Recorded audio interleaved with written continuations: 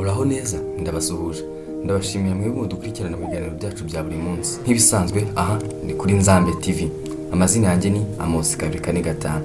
Uyu munsi ngiye kubatembereza isi yose. Bajyane mu Burayi, bagarure muri Aziya, bajyane muri Afurika.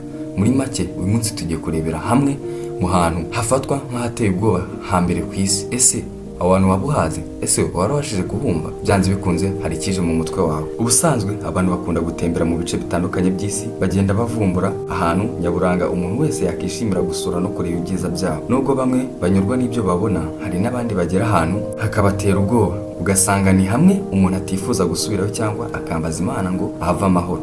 Witwa Kantravera yanditse ku duce 10 dufatwa nk'uduce duteye ubwoba kurusha utundi ku isi. Wowe turi kumwe ndagusaba gukanda subscribe, like, share and comment kugira ngo ibiganiro byacu nyine bigume bibageraho uko bwije nuko bukeye.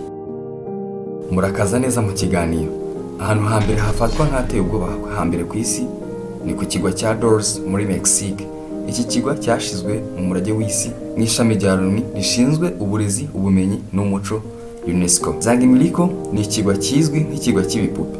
Giherereye mu gace ka Zokimiliko, kizwi cyane kubera ibipupe birenga 100 bihamanitse. Ibipupe bimanikwa ku biti kandi birakwirakwizwa mu byatsi no muri ako gace. Nubwo bisa n'ibidashoboka binateye ubwoba, bifite icyo bisobanuye kuko aka gace kahoze gatuwe habaga umugabo wapfuye witwa Julian Santa Barrera. Nyuma yo kubona umubiri w'umukobwa wapfuye ku muyoboro uri hafi, Barrera yakusanyije ibipupe mu byiringiro byo kwirinda imyuka mibi kuko atasobanukiwe iby'imvano yaho. Ubu abantu baratinyuka bakajya gusura ako gace, baciye amazi bakajya muri icyo kigwa bakirebera amateka yaho.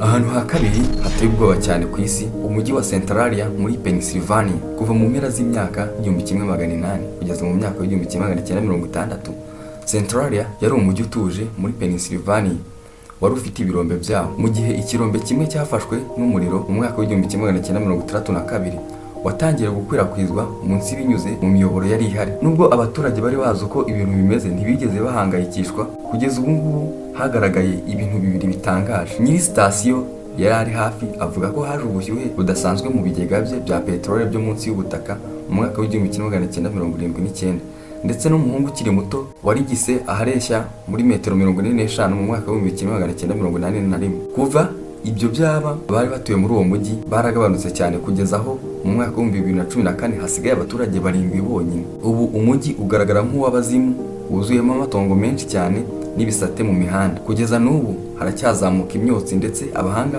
mu bya siyansi bavuga ko bizaguma gutyo mu gihe cy'imyaka 250.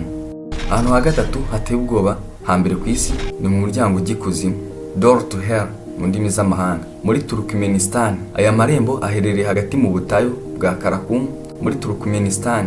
Yiswe Door to Hell, bishatse kuvuga umuryango w'Ikuzimu. Ni izina abaturage bahaye ahantu hafite uburebure bwa metero 70 zirenga atajya hazima. Igihe abahanga n'abasoviyeti batangiraga gucukura peteroli mu mwaka w'1971, bakubise ku kigega cya gaze metane, maze ahacukurwaga harasenyuka, bituma umwobo munini waho urekura umwuka mubi mu kirere. Abahanga mu bya siyansi bahisemo gucanira uwo mwobo kugira ngo batwike iyo gaze, ariko ihita itangira kwaka kugeza magingo aya. Ahantu ha kane hateye ubwoba hambere ku isi ni ishyamba rya Uhageze mu Buyapani. Iri shyamba riri mu ntara ya Manashi mu Buyapani. Riri ahantu hasa n'ahatuje hepfo y'umusozi wa Fuji.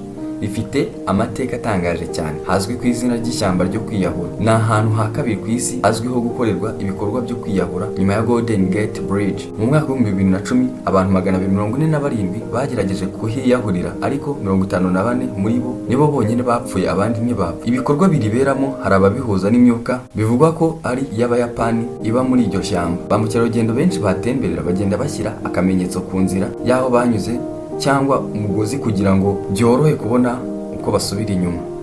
Ahantu ha gatanu hateye ubwoba hambere ku isi ni ubuvumo bwa Gomatong muri Malaysia. Ubuvumo bwa Gomatong muri Malaysia bukikijwe n'inkuta z'amabuye zifite uburebure bwa metero hafi 100. Abashyitsi bakunze kuhasura bahava bahirahira, bavuga ko hatangaje cyane kandi hateye ubwoba.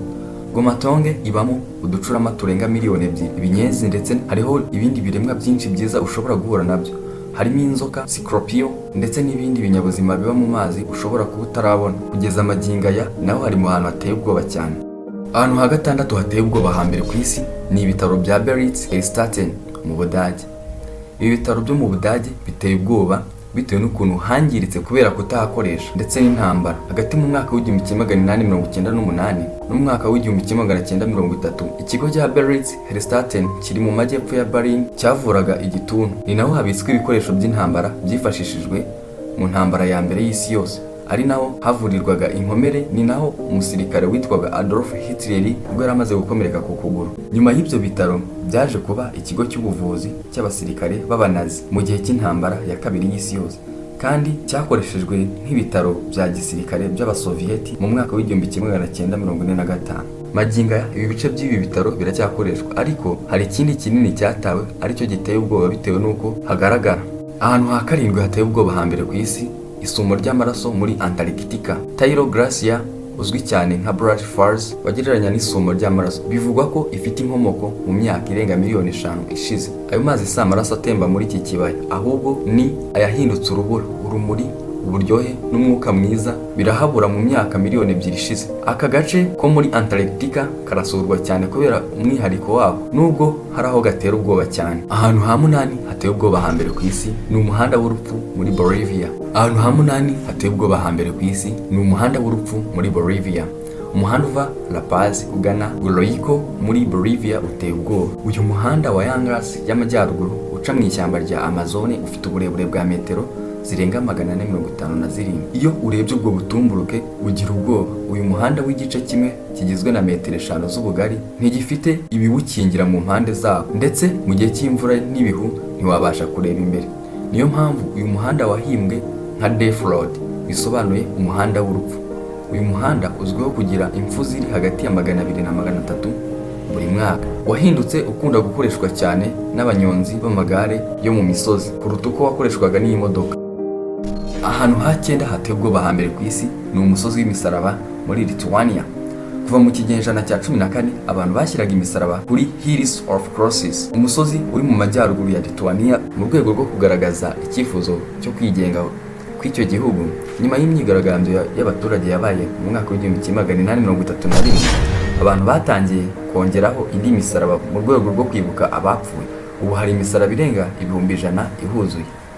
Ahantu ha 10 hafatwa nk'ahantu hateye ubwoba hambere ku isi ni umusozi umanutsweho amasanduku muri Philippines.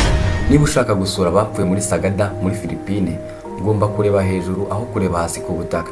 Abaturage bo muri kano gace bazwiho gushyingura ababo mu isanduku bazimanize mu mpande z'imisozi ahasa nk'ahahinduwe irimbi ryambukiranya mu kirere. Amenshi mu masanduku ahamanitse ahamaze imyaka irenga 100, kandi yose asa nk'aho atandukanye, ndetse n'uwayakoze by'umwihariko nawe ashyinguye muri imwe ihamanitse. Banje kubashimira mwebwe twabanye muri iki kiganiro. Nk'ibisanzwe yari Amos 245. Aha ni kuri NZAMBE TV. Ndagushishikariza gukanda subscribe nimba wabikunze, like, share and comment, utubwira n'ikiganiro twazagukoreraho gutaha ku byifuzo byanyu. Ndabashimiye, ndabakunda. Ciao ciao.